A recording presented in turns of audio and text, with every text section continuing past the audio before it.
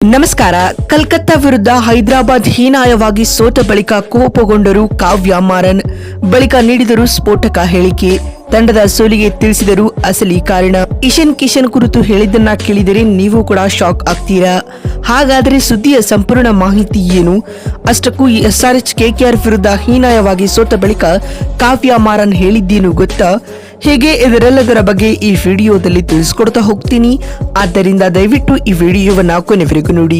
ಆದರೆ ಅದಕ್ಕಿಂತಲೂ ಮುನ್ನ ನಿಮ್ಮ ಪ್ರಕಾರ ಈ ಬಾರಿಯ IPL ಟೈಟಲ್ ಅನ್ನ ಯಾವ ತಂಡ ಗೆಲ್ಲಬಹುದು ಎನ್ನುವ ನಿಮ್ಮ ಅನಿಸಿಕೆಯನ್ನ ಕಾಮೆಂಟ್ ಮಾಡಿ. ಹೌದು, ಕಲ್ಕತ್ತಾದ ಈಡನ್ ಗಾರ್ಡನ್ಸ್ ಅಂಗಳದಲ್ಲಿ ನಡೆದ ಕಳೆದ ಬಾರಿಯ ಫೈನಲಿಸ್ಟ್ ತಂಡಗಳ ನಡುವಿನ ಕಾಳಗದಲ್ಲಿ ಮತ್ತೆ KKR ತಂಡ 80 ರನ್ಗಳ ಭರ್ಜರಿ ಗೆಲುವು ದಾಖಲಿಸುವ ಮೂಲಕ ಹೈದರಾಬಾದ್ ತಂಡಕ್ಕೆ ಸೋಲಿನ ರುಚಿ ನೀಡಿದೆ. ಇದರೊಂದಿಗೆ SRH ತಂಡ ಸತತ 3 ಸೋಲುಗಳನ್ನ ಕಂಡಿದೆ. ಸ್ನೇಹಿತರೆ, ಕಲ್ಕತ್ತಾದಲ್ಲಿ ನಡೆದ ಈ ಒಂದು ಪಂದ್ಯದಲ್ಲಿ ಟಾಸ್ ಸೋತು ಮೊದಲು ಬ್ಯಾಟಿಂಗ್ ಮಾಡಿದ KKR ತಂಡ ಕಳಪೆ ಆರಂಭವನ್ನ ಪಡೆದುಕೊಂಡಿತು. ಸ್ನೇಹಿತರೆ, 16 ರನ್ಗಳಿಗೆ 2 ವಿಕೆಟ್ ಕಳೆದುಕೊಂಡು ಸಂಕಷ್ಟಕ್ಕೆ ಸಿಲುಕಿಕೊಂಡಿತ್ತು.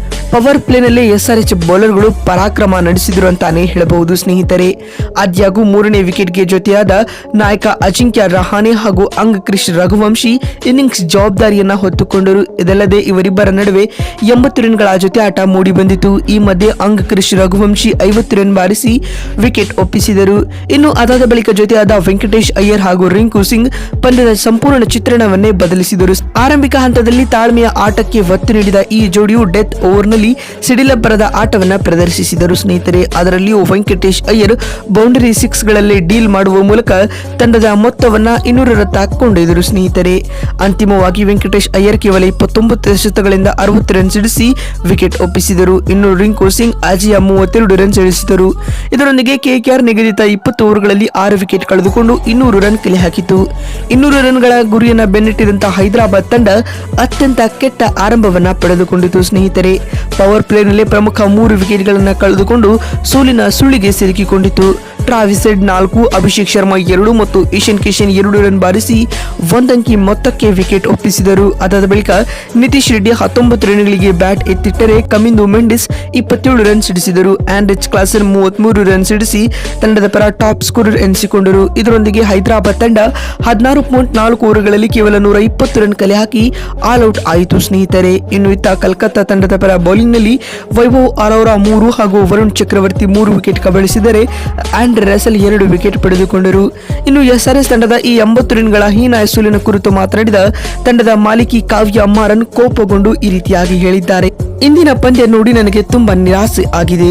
ನಾವು ಈ ಸೀಸನ್ಗಾಗಿ ತಯಾರಿ ಆರಂಭಿಸಿದಾಗ ನಮ್ಮ ಬ್ಯಾಟಿಂಗ್ ಲೈನ್ಅಪ್ ಮೇಲೆ ನಾವು ಬಹಳ ನಂಬಿಕೆಯನ್ನ ಇಟ್ಟುಕೊಂಡಿದ್ದೆವು.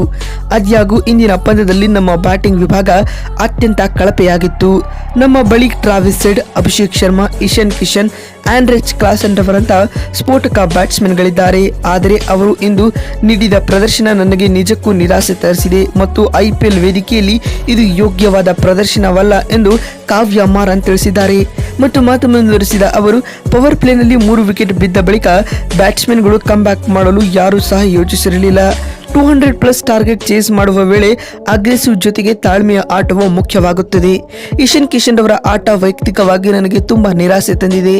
ಸೆಂಚುರಿ ಸಿಡಿಸಿದ ಬಳಿಕ ಇಶಾನ್ ಕಿಶನ್ ಇಲ್ಲಿವರೆಗೂ 3 ಪಂದ್ಯಗಳಿಂದ ಉತ್ತಮ ಪ್ರದರ್ಶನ ನೀಡಿಲ್ಲ. ನಾವು ಮುಂಬರುವ ಪಂದ್ಯಗಳಲ್ಲಿ ಕಮ್ ಬ್ಯಾಕ್ ಮಾಡಲೇಬೇಕೆಂದು ಕಾವ್ಯ ಮಾರನ್ ತಿಳಿಸಿದ್ದಾರೆ. ಮತ್ತು ಡ್ರೆಸ್ಸಿಂಗ್ ರೂಮ್ ನಲ್ಲಿಯೂ ಕೂಡ ವಾತಾವರಣ ಹದಗೆಟ್ಟಿದೆ. ಅಲ್ಲದೆ ಆಟಗಾರರ ಮನೋಸ್ಥೈರ್ಯವೂ ಕೂಡ ಕುಗ್ಗುತ್ತಿದೆ. ಹಾಗಾಗಿ ನಾವು ಮುಂಬರುವ ಪಂದ್ಯಗಳಲ್ಲಿ ಕಮ್ ಬ್ಯಾಕ್ ಮಾಡುವುದು ಅನಿವಾರ್ಯವಾಗಿದೆ ಎಂದು ತಿಳಿಸಿದ್ದಾರೆ.